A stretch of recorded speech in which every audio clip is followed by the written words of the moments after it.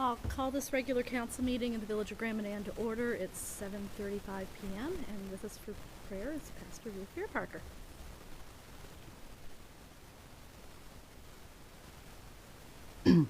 Lord, we just want to thank you for this blessed community. We pray tonight for Bonnie and each of these counselors. We thank you for them. We pray for their families and even protection over them as all of the things that they are involved in, and not just now but in the future.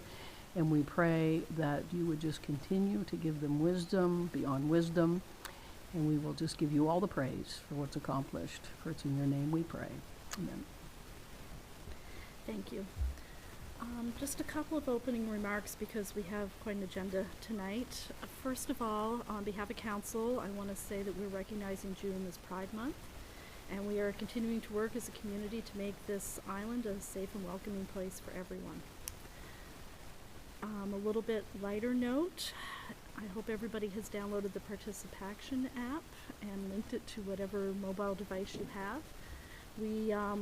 We fall into 14 in the province, but it's out of 170 communities, so it's still a pretty good number, and there are cash prizes for the community, and I'm sure people out there are somewhat competitive, having met a lot of you. So if you've got a few minutes, download the app, and once you enter your postal code, you're entered as part of the Grand Manan contingent. Lastly, I just want to send out our thoughts and prayers to the communities in Shamcook and Bocabec with the fire, and in Tantallon and down in Shelburne as well. I think watching the news over the last couple of weeks, it sure has certainly highlighted the importance of emergency planning. It's something we had started here as updating our emergency plan over the winter, so I think it's given us a few more scenarios to talk about as we go forward. But certainly those are hitting pretty close to home for a lot of us, so we're certainly thinking about everybody who's been impacted. So with that, we will move on to item number 4, which is disclosure of conflict of interest. Hearing none. Number 5 is adoption of the minutes. We have our regular council meetings from May 8th and a special meeting on May 19th. I'd make a motion to accept the minutes. You heard the motion from Councillor Boyd. Do we have a seconder? I'll second that. Seconded by Councillor Greenlaw. Question? All those in favor? Aye. Contrary minded? Motion carried.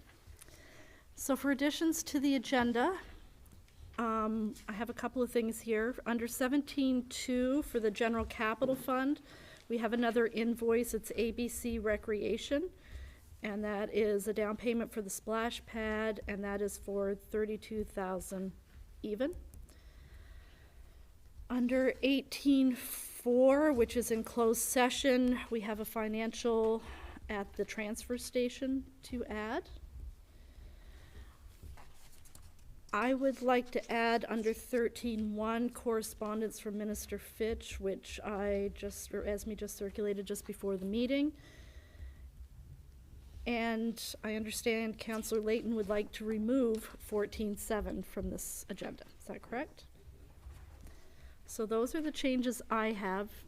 Is there any other additions or subtractions for that matter?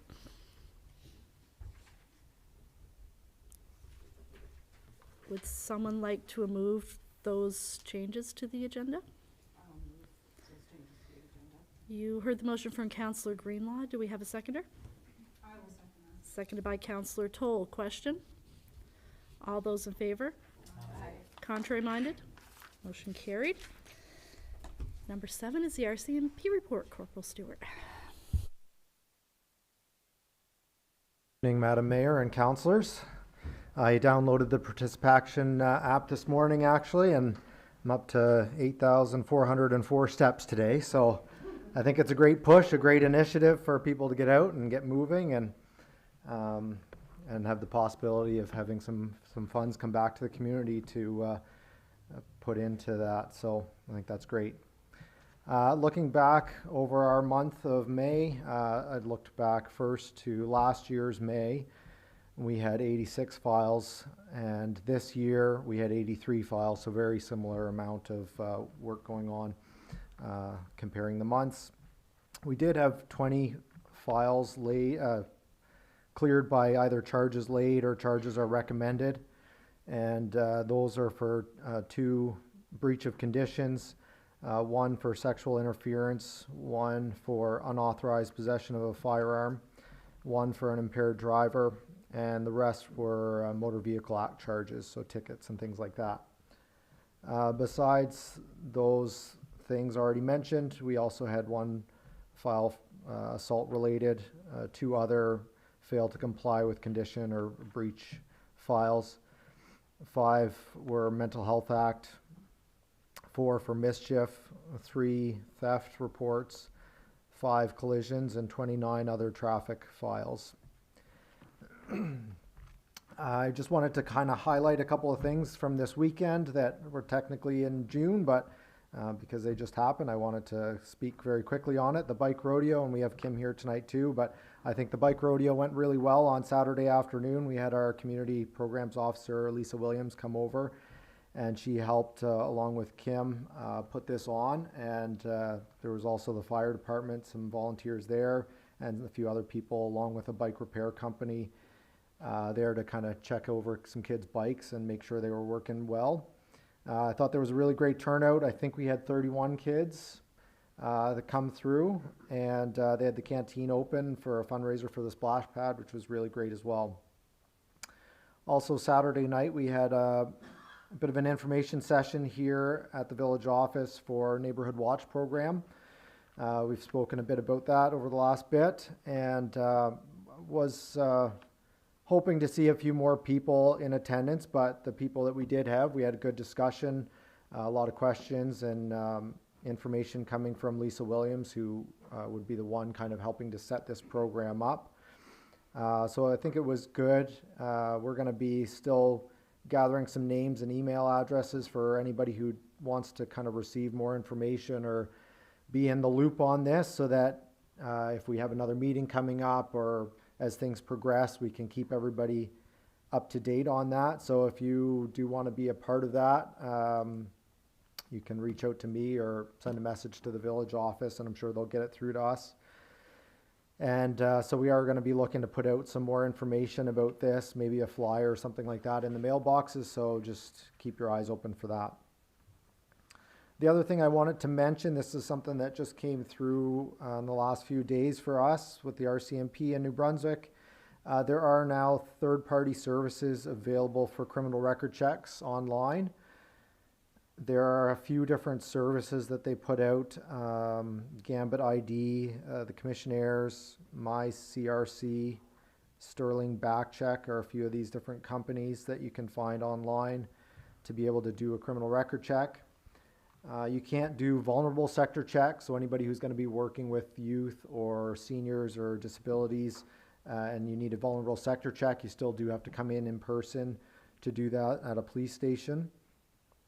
These programs that are online that you can use do have a service fee, which may or may not be covered by your organization who's requesting the record check, so just maybe look into that. But the RCMP detachment will remain open for anybody who does want to come in, just even for a regular criminal record check. We'll still be doing those along with the vulnerable sector checks. That's all that I have prepared tonight, so if there's anything else. Thank you. Any questions or comments? Thank you very much.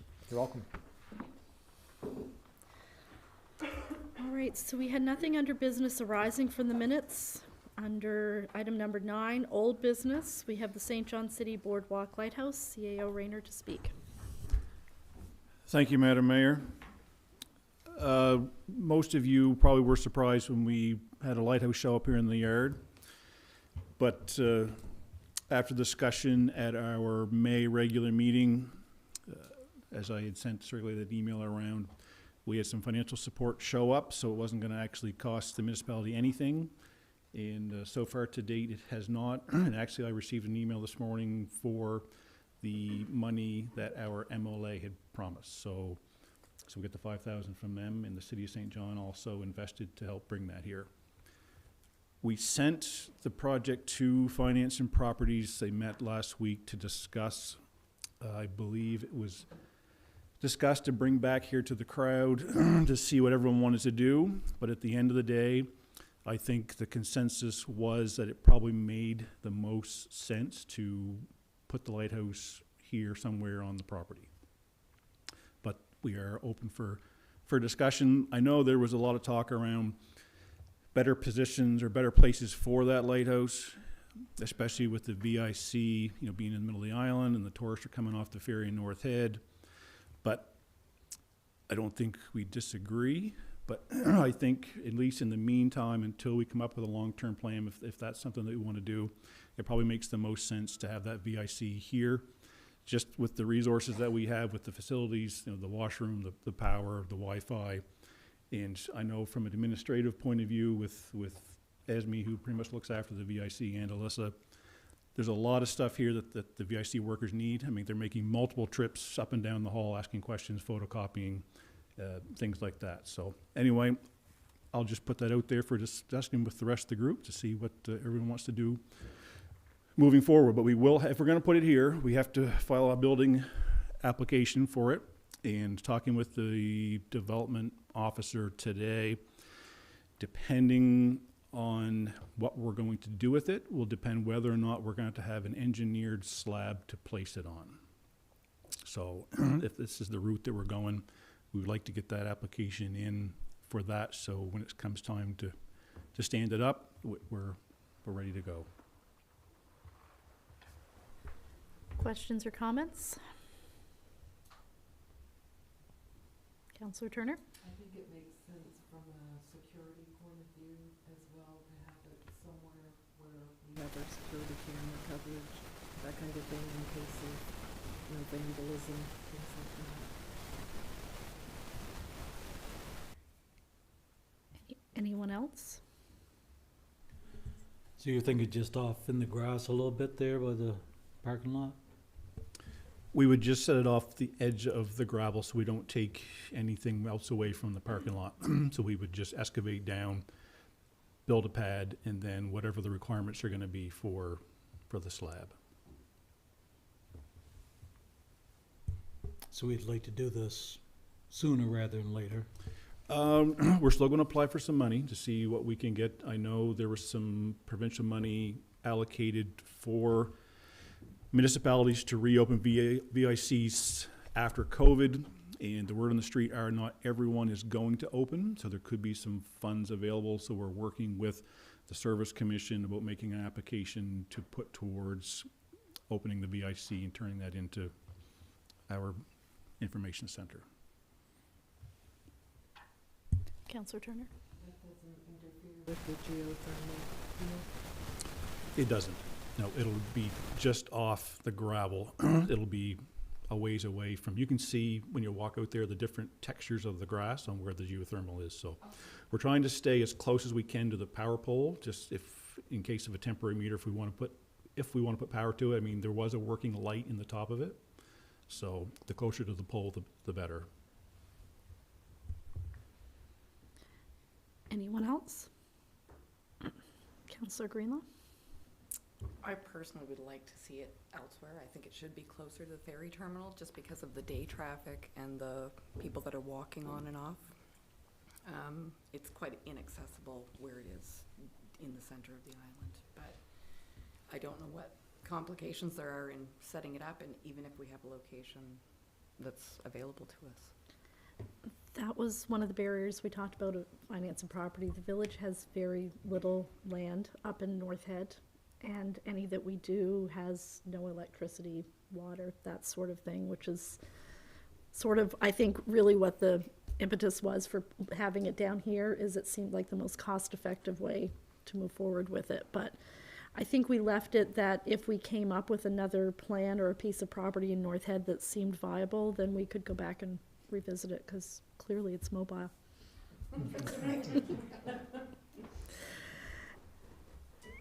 Anyone else? Do we need a motion to have it here, or can we just consensus to proceed with that plan, or?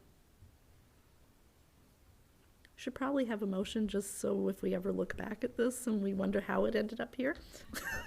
But right now, we're really waiting for we're waiting a little bit to find out if this is where we're gonna have it for sure or not? Like, I think we're waiting for direction tonight, if this is oh, where we're okay, gonna have it, okay. to start proceeding with the plans. Is that fair? That is correct, yeah.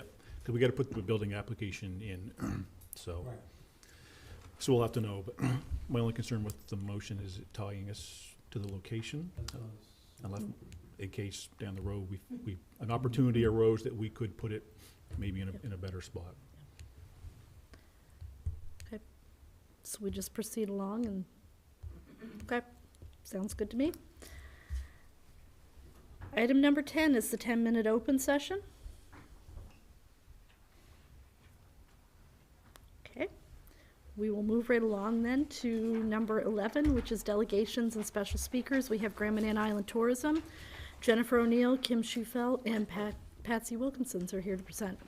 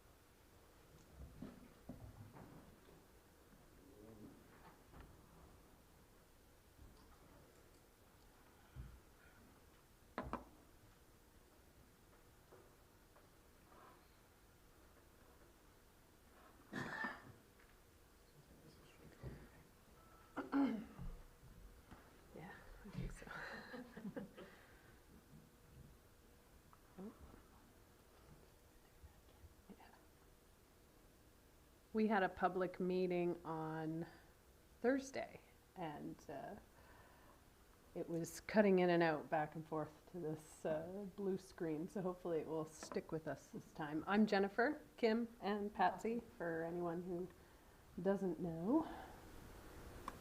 And I think we have...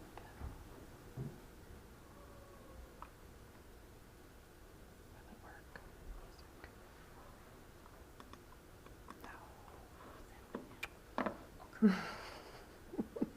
Why always the same? I thought we had all that figured out. Hang on.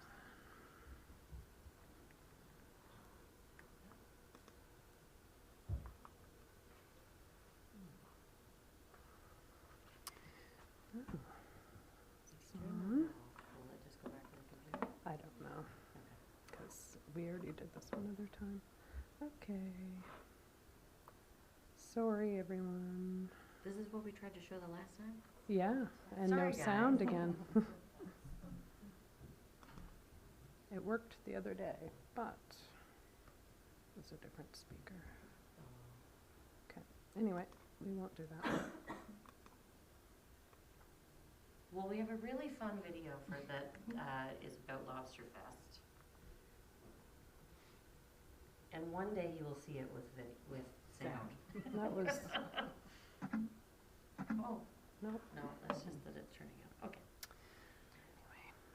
Maybe you can narrate the video. I'm not going to narrate the video. It was a lot of fun. It was a big success, and we're hoping to do it again. And there's everybody having a good time. There we go. Joanne was a very good sport, hopping Yes. into an inflatable lobster costume as well. So we are hoping on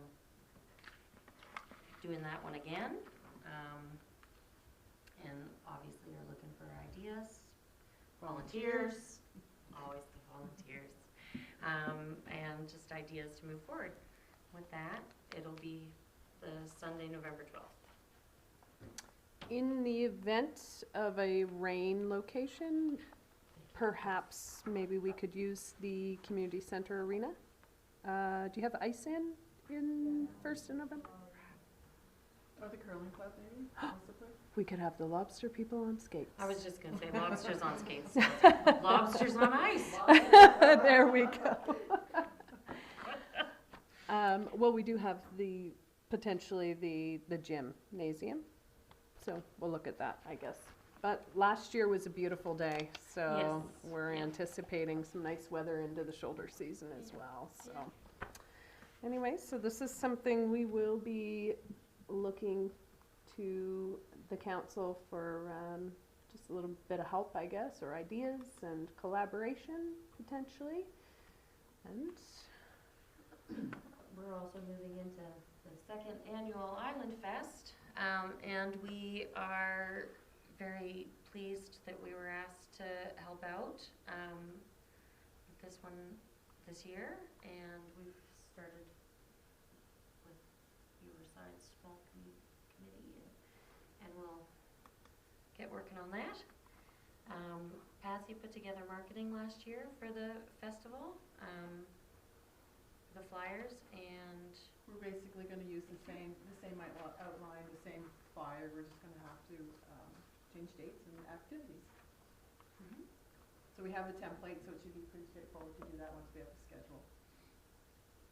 today I was working on some of the scheduling things as well, just trying to sort out potentially some activities or some events happening the week up to, you know, some of the normal ones. The museum always is holding some events and things, so we want to make sure that anyone who is visiting prior to the weekend, that they'll be able to take part in some of the things that go on as well. So we'll be talking more about that tomorrow.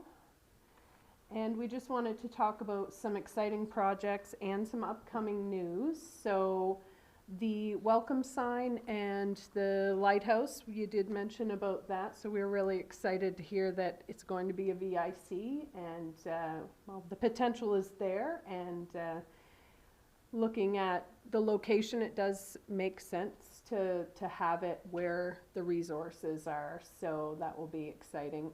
The welcome sign, we were still in thoughts of creating something that people need to stop and take their picture at, you know, whether it be something that just says Grand Manan, you know, Charlottetown has just the name Charlottetown, you know, something like that, that maybe folks will want to sit and have their picture, the kids can climb over it, that sort of thing. So that's, you know, it's been in the works about getting something, and of course where that can be set up. So it's just something that we continue to talk about. We have some funding available to be able to do something.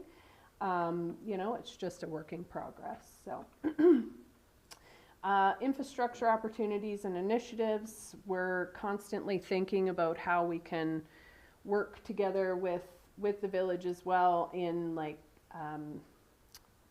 providing public services such as like washrooms and different things like that. Maybe to build something at Seal Cove Sand Beach, or, you know, just change rooms, different things like that, of course. But with those come, we'll need funding. So we're working together with the region to be able to provide funding and search out things. It's important to think outside the box as far as like community initiatives and that. So we're just constantly thinking of how we can make that work. Canada Day, we're putting together the sand sculpture event, signage, and the marketing support, full marketing support to the organizers. We've been in touch with the organizers as far as helping out with as much as we can, and we had fun doing it last year, so we look forward to that again this year. The new festival funding, I guess that was in the works. I was looking at a few things today, and there's actually quite a bit of opportunities that for other funding grants and things like that. So for the community, and because we're a nonprofit organization, we can apply for some funding streams, whereas maybe the village can't. So, you know, we can certainly work together and you know, see what we can do to support tourism in the area. Explore New Brunswick Street team should be here this week. I know that their goal was to head up Swallowtail Lighthouse And I think they wanted to check out some e-bikes, so that'll be a fun adventure for them. Also, a side note, well, actually, it's at the bottom there. So first, the Art Gallery opened on June 4th, and there's a wonderful show right now dedicated to Swallowtail as well, so, which is really good. Oh, goodness. Oh, hang on, we're not there yet. And, oh, there we are. Look at that. VIC is open. We also are rolling out our Ticket to Fun program, and that will be ready with all of the tickets printed on June 15th.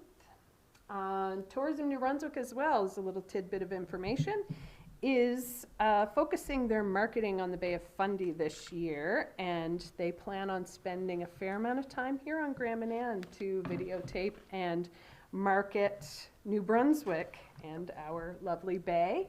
A lot of their marketing is going to be focused in Alberta this year and the western side of Canada, so it'll be quite nice to be able to show them what we offer out here. So,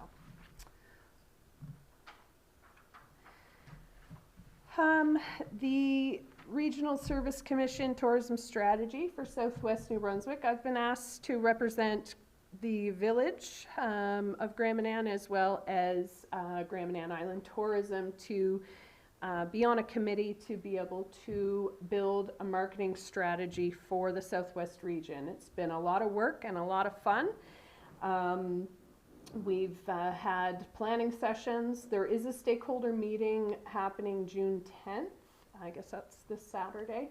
And we're excited to, once all of the hard work is done building the strategy, we're going to be able to start promoting that, and they're looking to leverage Tourism New Brunswick's marketing strategy as well, and just to be able to kind of piggyback on that and fill in the gaps where necessary. So along with that, as soon as we can get our tourism strategy in order, we'll be able to be looking at new community development initiatives and different things like that. It's just a work in progress as we go through. So, and then of course, tourism infrastructure improvements. We need to be able to be ready for when the tourism really boosts our economy and boosts our visitors and all of that. So we're continuing to collaborate with the region as well as the village, and putting together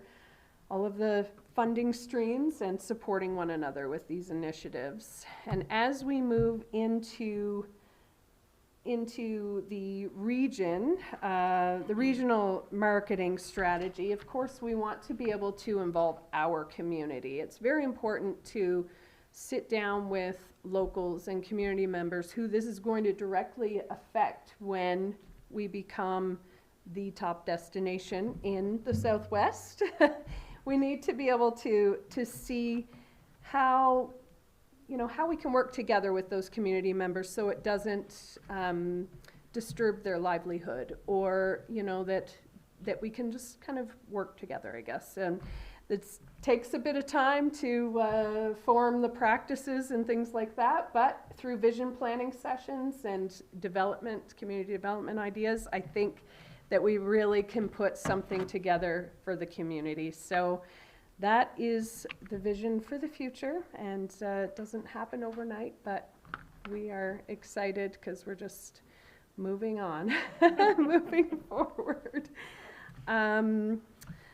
Does anyone have any questions for us?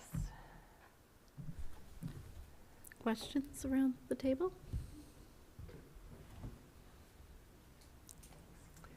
Good. I think we're good. Thank you guys very much. Our next public tourism meeting is right here in the council chambers on July 5th at 7 p.m. If any of you would like to join, we'd love to see you.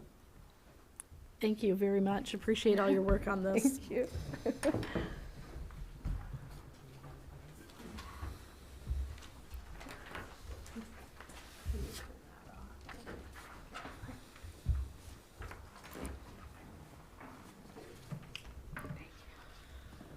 Okay, so Item 13.1 is the correspondence from Minister Fitch that was handed out just before the meeting.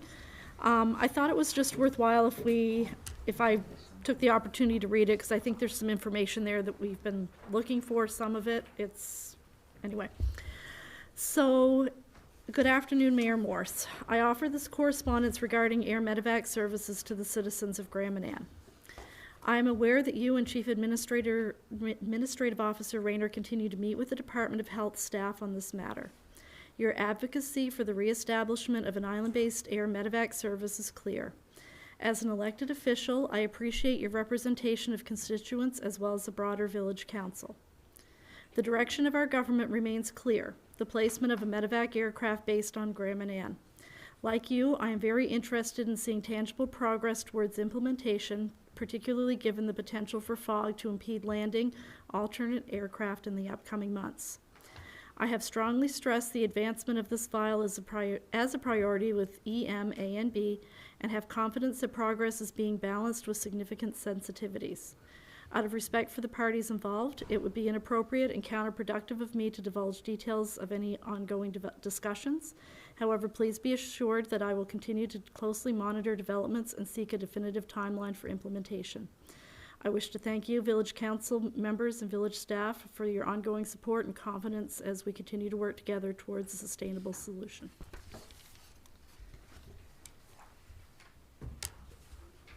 So, questions or comments on that? Okay. You guys are kind of quiet tonight. 14.1 is under new business, application for donation, Grand Manan Mini Soccer, CAO Rayner. Thank you, Madam Mayor. In your package, you have the application from Karina Stanley Swigger. She is looking to start up a mini soccer program. I believe she says in her application that she started a Facebook group to see if there was much for interest. In less than 24 hours, she had received confirmation of 24 children between the ages of 6 and 10 that would love to play. Since then, Michael Stafford had reached out, and I had a conversation with him, and he is looking also to do soccer, piggybacking on this, but he's looking at doing it in the fall for a younger age. So the donation that we put towards Karina's efforts will also be used by Mike. We do have some equipment. I think one of the first applications for funding I put in as the rec director back 7 or 8 years ago was for soccer and indoor baseball equipment. So it's received a lot of use. Kendra has used it for many years leading up to COVID, so it's starting to get wore out. So I think the $200 will go a long ways with replacing some of the balls that are wore out. Some of the nets, one of the nets is broke of the two, and help them get them going. So anyway, they're just requesting the $200 that we're able to donate, and if so wish, that's what we'll do. Questions? Comments? I'd make a motion that we'd give them the $200 that they requested. You heard the motion from Deputy Mayor Fitzsimmons. Do we have a seconder? Seconded by Councillor Boyd. Question? All those in favor? Aye. Contrary minded? Motion carried. 14.2 is Community Center Accessibility Buttons, CAO Rayner. Thank you, Mayor Morse.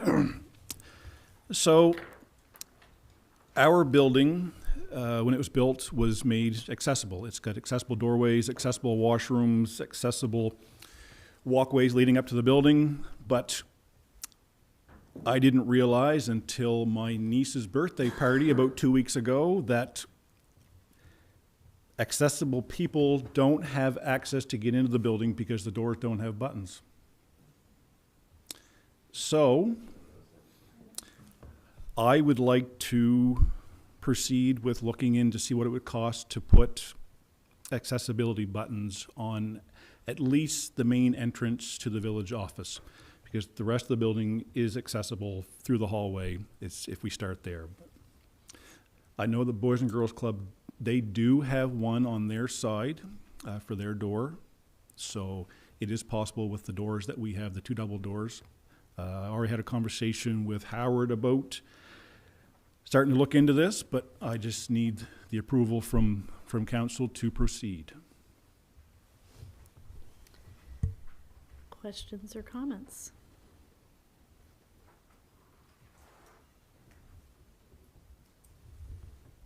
Do we need a motion for him to just proceed with checking out the costs of it? Probably not until we have a cost associated with it, but as long as there's general agreement with that. All right. Sounds good.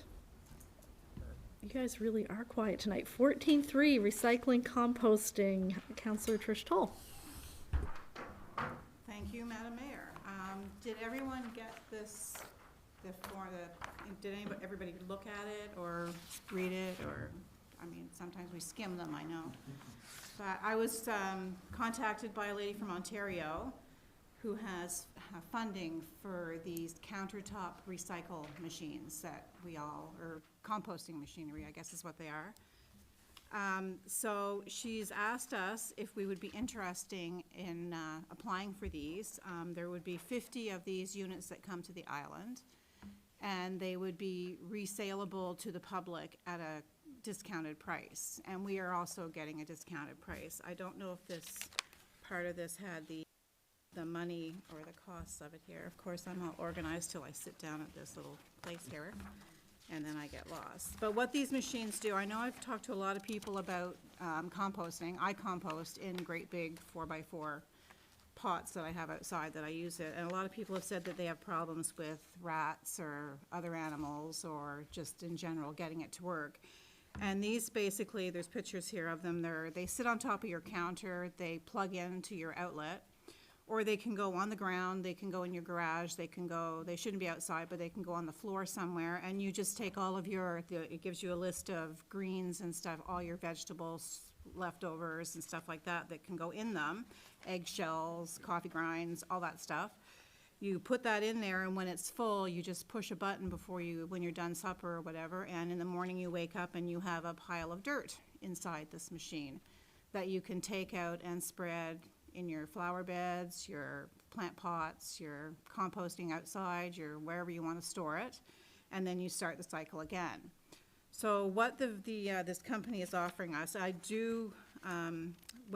we do decide to take these, then she would have the order, and it would be shipped to us, and we would be the ones who sell them. We could set up at market. I would certainly do that, and I'm sure I can get some help from a couple of other people to come in, explain to people what they are. They'll also give us the marketing so that we can put it on our Facebook pages. We can put it out there, hang it up, of what they are, what they do, how they work. And there will be a cost. It will cost the individuals, for the smaller ones, $150 each, but I'm working with Rotary, and I was talking to Susan Ballantyne about it, and she is going to recommend that they do help us out with some of the cost on this so the public can get them just a little bit cheaper.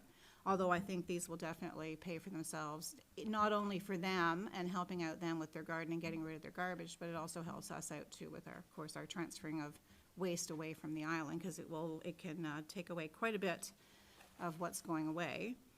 And so we would be invoiced for the amount that's showing on here. I don't even know if I'm allowed to say that out loud, but am I? Okay. $14,300 is what it would cost us to get 50 of these units, and that's delivery and doesn't include the HST. But between the 2 grants that they have, they will lower that cost, and we will get that money back when we send them in the order. They will give us the funding. And then after you take off the cost from the public that are buying them, they would end up costing us $6,800 for that many units. So I think for the cost-wise, I think it's quite feasible. I think it's something that will go over well. Anybody I've talked to has said that they would love to have 1, if not 2, so they can keep using them. It's a great way to, get kids involved, get your whole family involved, and, it's a very simple. There's filters with them, and you can just buy charcoal to refill them. You just dump the old charcoal out, and if you don't have a problem with the smell, you don't have to. It's just there in case you do, depending on where you store them. So I guess basically what I'm asking for right now is just a motion, I think, to not necessarily go out and buy these, but to, if I can get this funding, get everything signed off, to approve the ordering of these. So I guess I do need a motion to go ahead with this plan. Would you like to make that motion? I would like to make a motion that we approve this plan for the amount of $14,300 with the money being taken off after, and order these items. You heard the motion from Councillor Toll. Do we have a seconder? I'll second it. Seconded by Councillor Greenlaw. Question?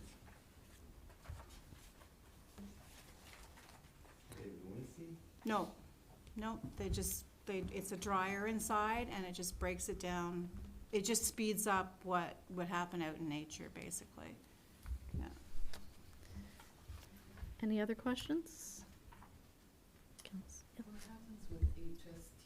Can we charge HST, or do we just pay it and sell them at a flat rate? I'm just curious. I don't know, because there's HST added onto the invoice. I assumed we would just get that back, and then, We won't get the whole amount back, we'll get our percentage back that we can do, and we Right. could charge HST on them. If not, we have to take it out of the total cost. Okay, I didn't know know if if we could charge it. Yeah. Any other questions?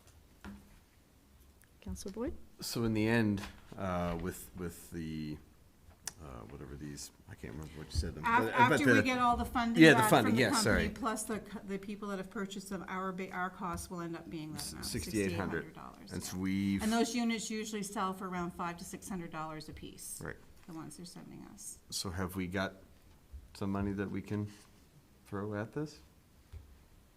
I'm not sure, I'm sure we do, I haven't looked it over, but I don't know where you wanna take the money from. I think that there's a little bit in the budget for the operation of the transfer station, given some of the budgeting things that we included in there that we're saving some money on. Yes, I believe I talked to Chris about that. Sorry. Anyone else?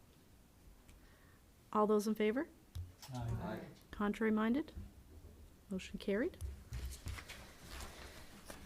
14.4 is a resignation from council, and I am sad to say that Councillor Brown has resigned from council a couple of weeks ago. She felt that it just wasn't a good fit for her, and she was looking for a change. So at this point, I think we need a motion to accept that resignation.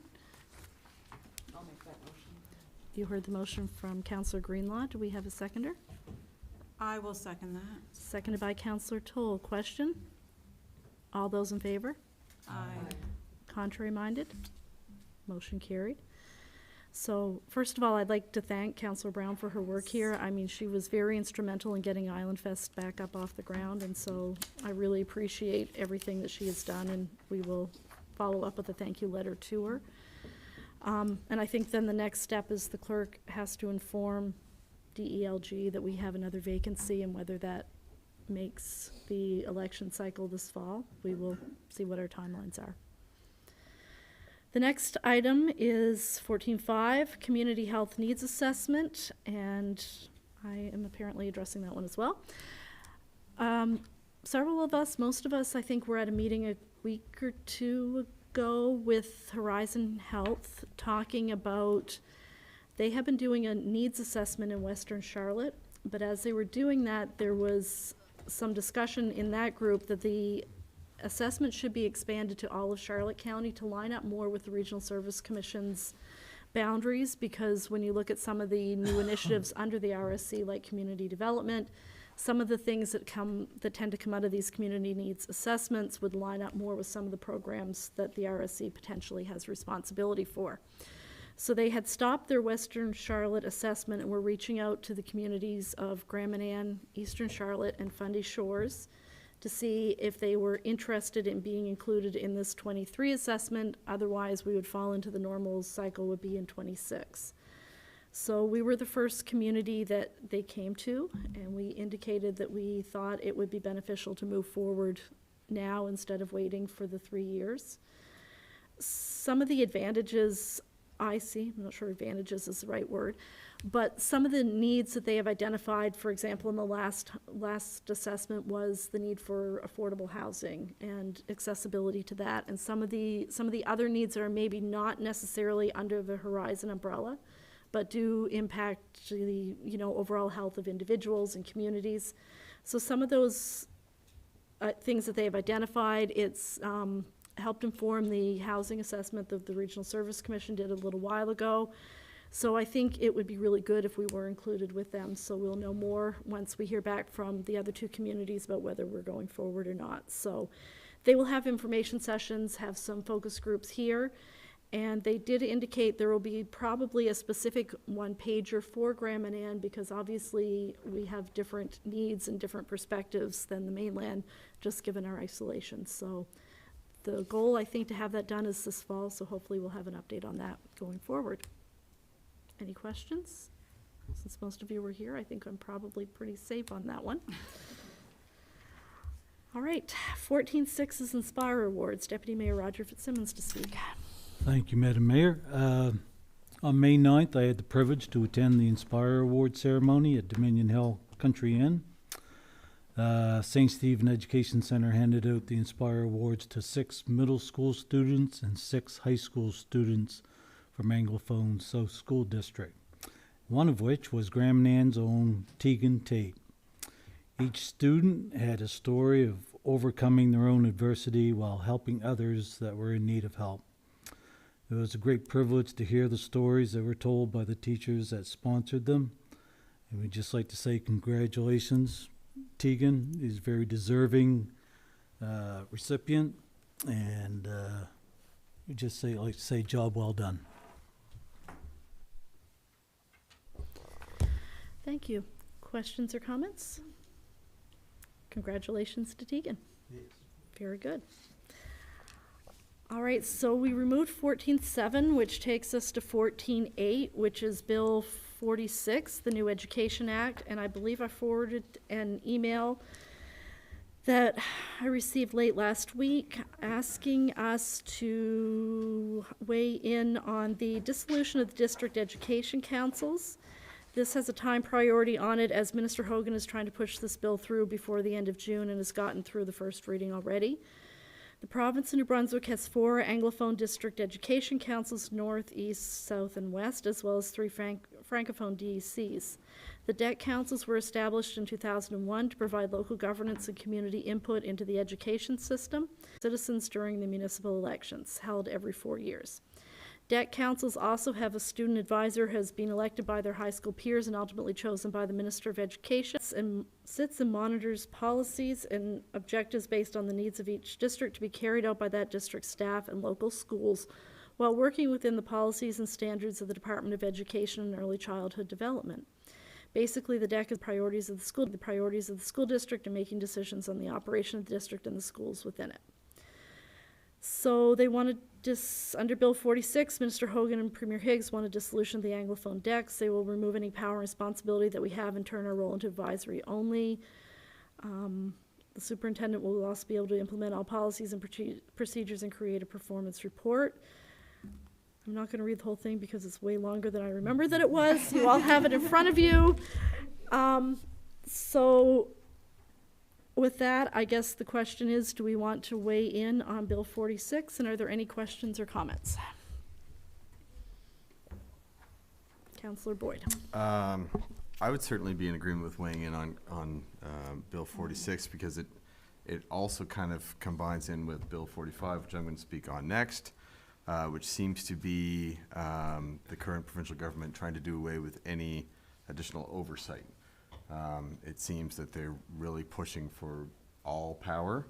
After this sort of forced amalgamation, everybody knew it was coming. We fortunately weren't involved too heavily with it, but in the province as a whole, there was huge amalgamation, and people are playing catch up all over the place. There's nothing anywhere near remotely finalized with amalgamation. So with the associations that have supported that, and the district education councils are one of those, now they're trying to kind of pull the rug out from anybody that would be able to kind of call them on anything at a local level. So I fully support the village, whether it's sending a letter in through to our MLA or to directly to the minister and the premier himself. So. Anyone else? Would you like to make a motion, Councillor Boyd, since you just spoke about it? I will make a motion that the Village of Grand Manan should send a letter of support to the supporting the district educational councils to our MLA, as well as the Minister of Education and the Premier of the province of New Brunswick. You heard the motion from Councillor Boyd. Do we have a seconder? I'll second that. Seconded by Councillor Greenlaw. Question? All those in favor? Aye. Contrary minded? Motion carried. 14.9 is Bill 45, the Local Governance Commission Act. Councillor Boyd. Yeah, so in other trying to remove government oversight news, Bill 45 has been tabled by the Minister of Local Government, Daniel Manan. I know you guys all have this letter, but I'm just going to read it quickly. It's not super long, or at least hit some points here. This is a letter that has been drafted by the executive directors of the Association Francophone de Municipalités de Nouveau-Brunswick, the Cities of New Brunswick Association, and the Union of Municipalities of the Province of New Brunswick, in which we are a member. All the executive directors drafted this. It was approved by the executive of each board. And so I'm just going to go through it quickly. And it is to the Honourable Daniel Manan, Minister of Local Governance and Governance Reform. Minister, over the last 2 years, we have been supportive of your government's municipal reform initiatives as we have worked towards ensuring all New Brunswickers have representation and key services no matter where they live in this province.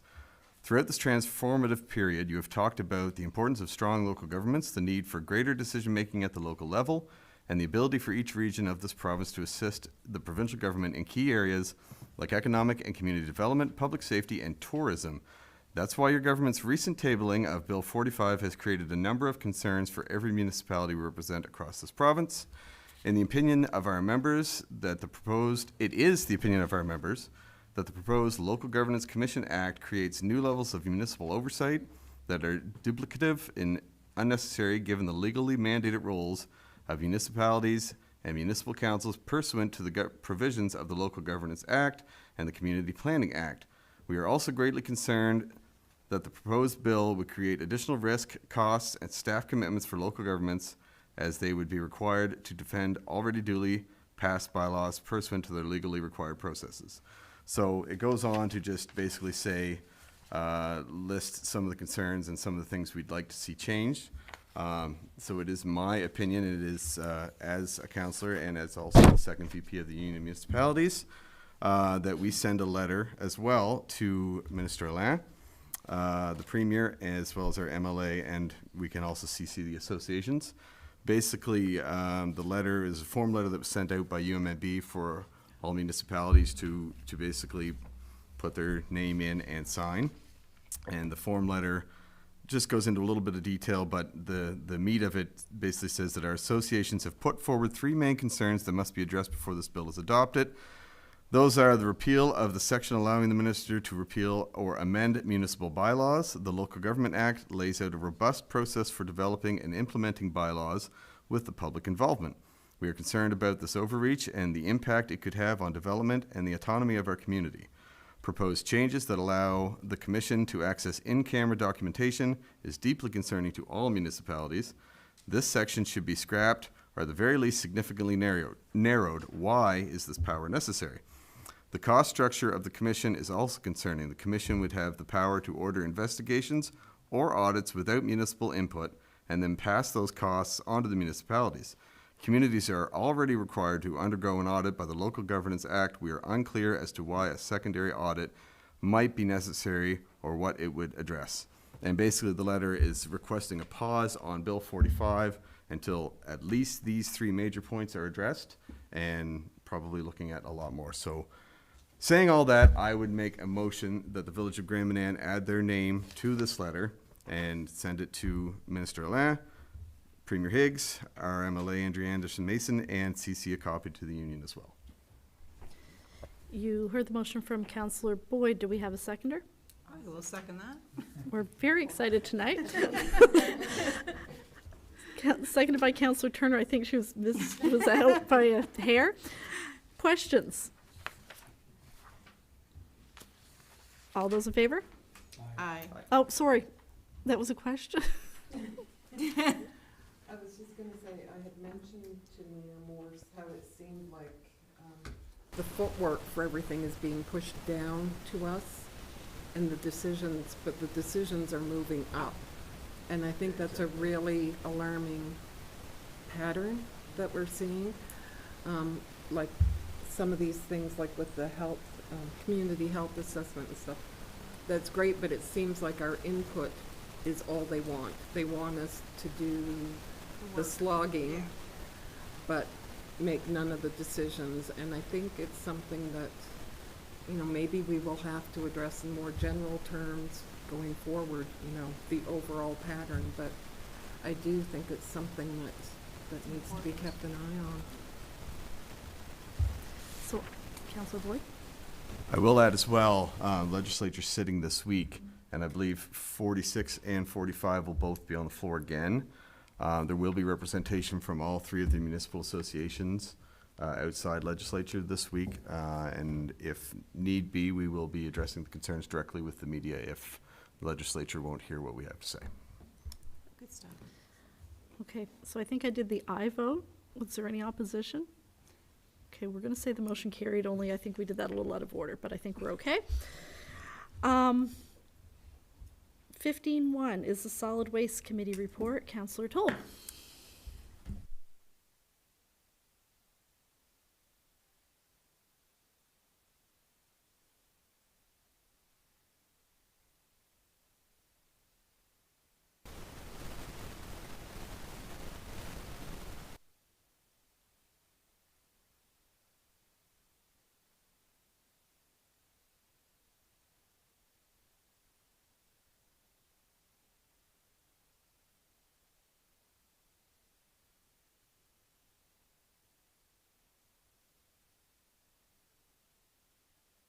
On the new recycling regulations, however, that is taking a bit longer to finalize than expected, so we're going to try to move forward on our own by doing our own thing for a little bit.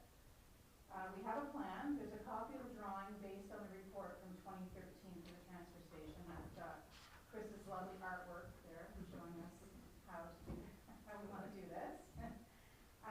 For what we feel should be our first step for the future, and are starting the process of separating the space to have some areas for specific debris, as in C&D materials, plastics, recyclables, whatever.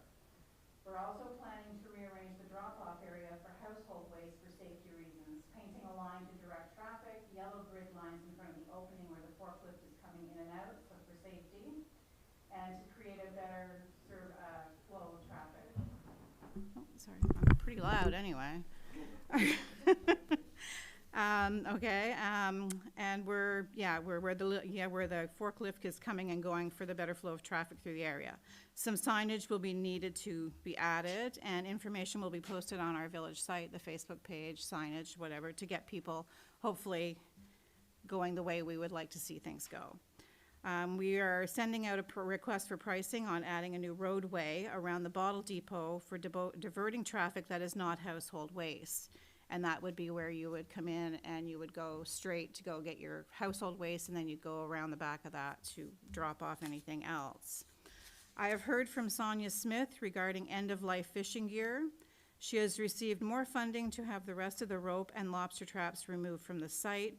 This may take a while. I'm waiting to hear from her, and actually this afternoon after I'd done this, I got an email back from her. And lobster traps, they should be starting to take next week again, but rope will be 3 to 6 months before they can get, it's a long ways to Europe and takes a lot of planning to get things going. So we are thinking that we may have to rethink where the rope is piled, and we may have to get it moved back to the C&D site where it is allowed to be, and that will open up that other space so we can use it for recycling.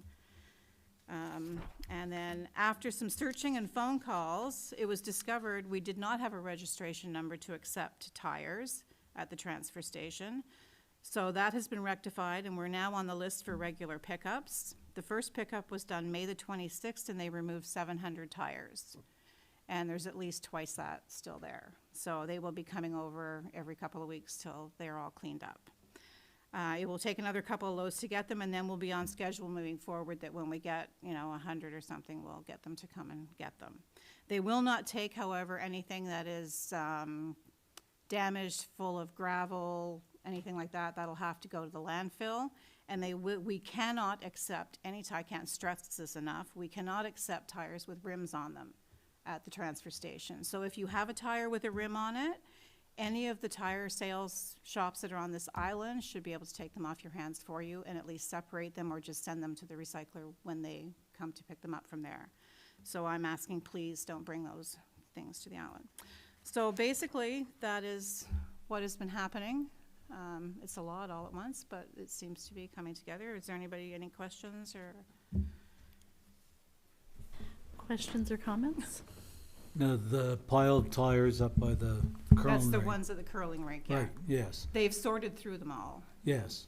But I hear there's people that are taking tires up there and dumping them off. That's not really what you want. I was under the impression no one's even allowed back up there, so that's something else we're gonna have to make sure that, yeah. Well, it's just right there. It's, by I suppose it's ahead of the the C&D ones right side. at the. They it's do right- have tote tubs right there too, where the bottles are. There's 3 tote tubs, I think, lined up there. So we'll have to post that too, or I'll mention it right now. Please don't take them back there. Councillor Layton? I'm just curious as to job competition, like if somebody's gonna actually be up there running it. Are we Right gonna now, hire we somebody? have, there's three full-time people and 1 part-time person. No, they're all full-time now? We just lost our part-time, Who was our part-time? Danon. He's going to work with his grandfather for the Oh, summer. okay, okay. I'm not sure, maybe personnel, I don't have much to do with that part, I don't think. I don't know, we can certainly find out. Well, my understanding was when we put this out for contract and bids were put out, but we were doing a two-prong approach. I remember Chris saying that we were gonna actually get something ready to put out a job competition in case the tender process didn't work out. Right. And it didn't, so I'm wondering, where are we with that? There's a job description pretty much written. It just needs to go to personnel for review and then to the group for permission to send out for. Okay. I'm For just worried post. about, it's, a ship will only float for so long without a captain before things start going Yeah. sideways, so it'd be good to get somebody in there and I agree. tasked for that specific purpose. You're right, but everyone has really stepped up to help make this work. Yeah. I know staff here has jumped in to take over the looking after of the receiving and the shipping and the recycling part. Derek and Anthony and Heather have stepped up over there.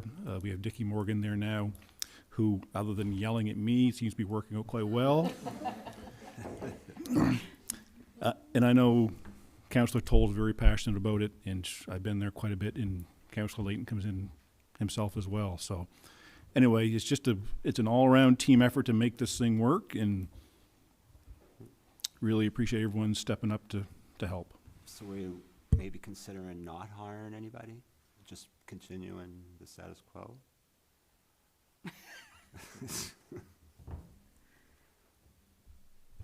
I'm concerned that nobody's up there actually the boss. There is no actual boss except for when you go there, but there's no team leader, we need to.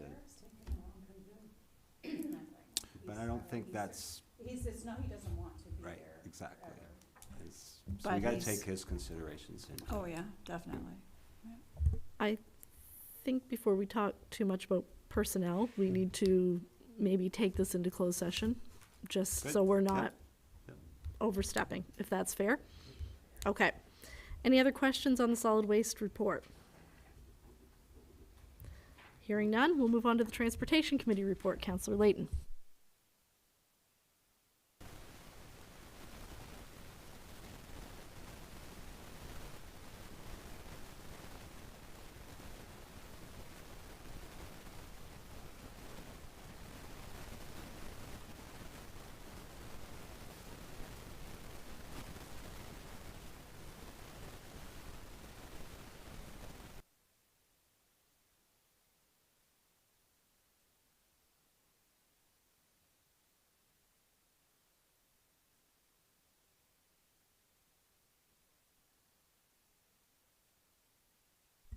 concern that a number of people, it's come up in some conversations. There is no blackouts in our time schedule, except for at the very end of the job when they put pavement on the ground. We can't land aircraft on fresh pavement, but up until then, there's no planned blackouts. Tonight, you can drive out to the airport right now, and there's a specific runway. Each night, there's a drone that goes up. It takes a snapshot of the runway, and it's sent to Ambulance New Brunswick for their service providers, so their pilot can actually see what the condition of the runway is tonight, if they feel comfortable or not. There was some issues with about the lighting. We had to get rid of the lighting that we currently have. You could press your mic and you could activate the lighting system when you're coming in. That's not possible because we had to get rid of them. We had to move them out of the way. So we've got temporary lighting that has to be turned on specifically, each one by an individual that's been tasked for that job. But to date, the airport hasn't been used for anything yet, so hopefully we can continue down the road where it doesn't need any aircraft on it until the job's complete. I can't see that happening, but let's hope for the best. And as far as the airport's going, it's on schedule and everything is good. Thank you. Thank you. Any questions or comments? Councillor Boyd. I know we had some discussion on at the end there when there's the blackout period when the pavement goes down about having a rotary wing aircraft tech stationed here or somewhere's close. Has there been any further movement on that discussion?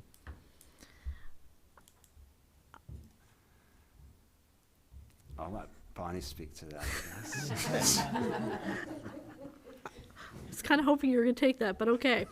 I reached out to our member of parliament, and he has contacted the Minister of Defence to see if there's any opportunity to have the cormorant stationed here or stationed closer or be more available. I have not heard back yet.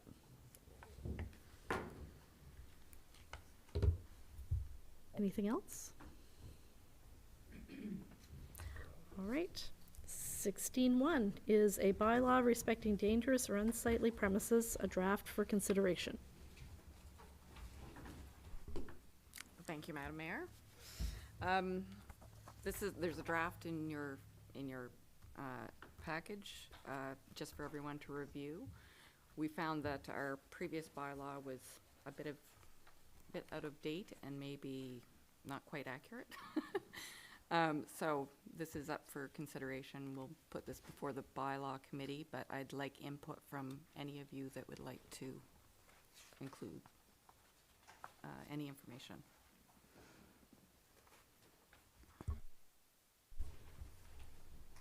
Questions or comments? I'll just make one comment. Currently, bylaw 51-19, which is respecting dangerous and unsightly premises, which was put into effect in 2019, was not done correctly. The bylaw references section 191 to 197 of the Municipalities Act of New Brunswick, and in 2019, there was no Municipalities Act. It was replaced by the Local Governance Act in 2017. So anything, I shouldn't say anything, we've got a couple files that are currently close to being finalized under the dangerous and unsightly premises. Unfortunately, we're going to have to start them over. If we had acted on them according to this, it could have been challenged because that the Municipalities Act in 2019 didn't exist. So thankfully, we caught it. Councillor Greenlaw in the bylaw committee hopefully will review the draft that's in circulation. And it's just as simple as doing the first and second reading, advertising it. If we don't want to read it in its entirety, advertising it on the website and the Facebook page, and then doing a third reading. I was told if there was any emergency situations which was a risk to public health, we are well within the power to do all three readings in one night. I don't think we have that circumstance currently under us, so doing them in the first and second reading in 1 month, then the third reading on the third will be sufficient. Anyone else? And I'm assuming if we go home and read it and have more input, we can always forward that on to the bylaw committee and have it for the first or second reading, so, okay? So we're good with that one? 17.1 is approval to pay the following invoices from the general operating fund. Four Seasons Sports for the line striping, $52,378.02. McGinnis Cooper for legal issues, $3,190. Safety Source Fire for fire department maintenance, $1,951.69. Need a Lift Boom Truck Services for lighthouse transportation, But we're getting the money back. $5,980. Should add that one at the end. Home Hardware, May statement is $6,307.25. And FitWorks for a treadmill for $6,440. So I'd Boyd, make a motion to pay the invoices from the general operating fund. heard the motion from Deputy Mayor Fitzsimmons. Do we have a seconder? Seconded by Councillor Turner. I sense a question from Councillor Boyd. Regarding the Four Seasons line striping, it seems to be an issue annually with this company. And maybe our head of our transportation committee has talked to our local highway supervisor. From the naked eye, the stripes seem to be very off on the Anchorage Road leading down to the provincial park. Leaning heavy over to one side. I don't know. I didn't get out my measuring tape as one of our previous councillors did. Perhaps I should. Has the highway supervisor mentioned anything to you or to the CAO about that road? Because it looks terrible. And I wonder if maybe we should get that double checked before we approve that fine or that payment.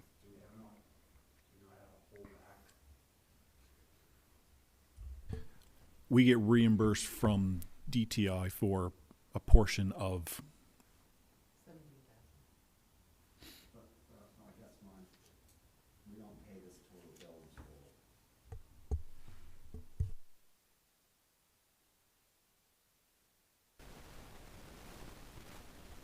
The bill hasn't been paid, but if you would like to request a 10 or 15% holdback until we're satisfied with the lines. Yeah, I'm good with that, and perhaps maybe you or the CEO together could meet with the highway supervisor and get him to have a drive down there and get his opinion. Maybe it's just my eyes, but it looks real bad. I'll make a motion for 15%. Okay, we have an existing motion on the floor, so if Deputy Mayor Fitzsimmons would have a friendly amendment to his We motion could amend that, yes indeed. to approve with a 10% holdback on the 15%. Okay. Are you okay with that amendment, Councillor Turner? Okay. Any other questions? All those in favor? Aye. Contrary minded? Motion carried. From the General Capital Fund, we have Brunswick Engineering for the airport rehab, $8,435.25. Brunswick Engineering also for the airport rehab, $13,130.70. And ABC Recreation, and that's a splash pad deposit for $32,000. I would make a motion that we pay those invoices from general capital. You heard the motion from Councillor Greenlaw. Do we have a seconder? Seconded by Councillor Boyd. Question? All those in favor? Aye. Contrary minded? Motion carried. Next is closed session. We have 4 items for closed session. We have financial priorities for personnel, staff salaries, legal, we have tourism, and 18.4 financial is the transfer station. I knew we added something. Do we have motion to go to closed session? I'd make that motion. Heard the motion from Deputy Mayor Fitzsimmons. Do we have a seconder? I'll second that. Seconded by Councillor Toll. Question? All those in favor? Aye. Contrary minded? Motion carried. I'll recall this regular council meeting back to order from closed session. In closed session, we talked about financial priority setting, and we agreed, I don't think we need a motion on it, but we agreed that the airport expansion would be our first priority, followed by the pool. Is that correct, going forward? 18.2 is personnel staff salaries. We're going to follow that up with a separate meeting of council of the whole to talk about some logistical issues. 18.3, that was a legal issue, and we are going to communicate the results of that discussion. 18.4 was financial for the transfer station. Thank you, Madam Mayor. I'd like to make a motion to accept the preferred bid pending approval of liability insurance. You heard the motion from Councillor Toll. Do we have a seconder? I'll second it. Seconded by Deputy Mayor Fitzsimmons. Question? All those in favor? Aye. Contrary minded? Motion carried. The next regular council meeting will be here on July the 10th at 7:30 p.m. Make a motion to adjourn. Thank you, everybody, for watching, and thanks for their cable operators or our camera operators for hanging in with us.